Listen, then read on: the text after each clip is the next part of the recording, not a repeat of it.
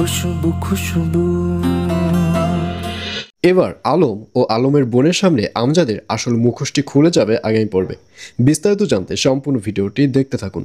আসসালামু আলাইকুম প্রিয় দর্শক, সবার কি অবস্থা? হাজির হয়ে গেলাম দীপ্ত টিভি নিবেদিত খুশবু নাটকের 67তম পর্বে কী সব ঘটতে চলছে তার অগ্রিম খবর নিয়ে।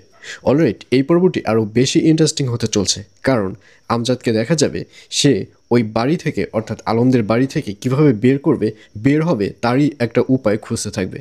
তখন আলম বলবে, না ভাই, আপনি যেতে পারেন না, কারণ আমারও খুব তাড়াতাড়ি বিয়েটি হতে চলছে, সুতরাং আমার বউ এবং আমার বিয়ে আমি চাচ্ছি একসাথেই হয়ে যাবে, সুতরাং আপনার থাকতে হবে। তখন আলম বলবে, আচ্ছা ঠিক আছে, আমি থাকবো, তবে আজকের মতো আমি যাচ্ছি। এই বলে যখন যেতে চাইবে, ঠিক তখনই সামনে আলমের বোন এসে হাজির হবে এবং আলমের বোনকে দেখা যাবে সে আমজাদকে দেখে রীতিমতো অবাক হয়ে যাবে। আলমের বোন বলবে, কি ব্যাপার আমজাদ, তুমি এখানে কি করে এলে?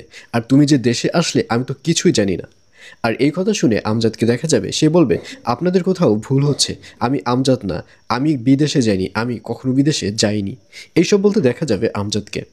আর অন্যদিকে খুশবুকে দেখা যাবে সেবার আসল কথাটি রিশাদের সামনে বলেই ফেলবে যে তাকে অফিসিয়াল লোকরা ডিস্টার্ব করছে, কিন্তু কে ডিস্টার্ব করছে তার নাম বলতে চাইবে না। তখন রিশাদ বলবে, আপনাকে দেখছি প্রায় আপনি অর্ধেক কথা বলেন এবং অর্ধেক কথা বলেন না। আপনি যদি না বলেন যে কে আপনাকে ডিস্টার্ব করছে, তাহলে আমি অ্যাকশন কীভাবে নেব?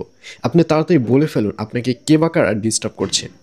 আর এই কথা শুনে যখন খুশবু তাদের নাম বলতে যাবে, ঠিক তখনই ওখানে রিশাদের যে দুলাভাইয়ের পার্টনার রয়েছে তাকে হুট করে চলে আসতে দেখা যাবে, যার কারণে খুশবু আসল ক্রিমিনালদের নামগুলো বলতে পারবে না।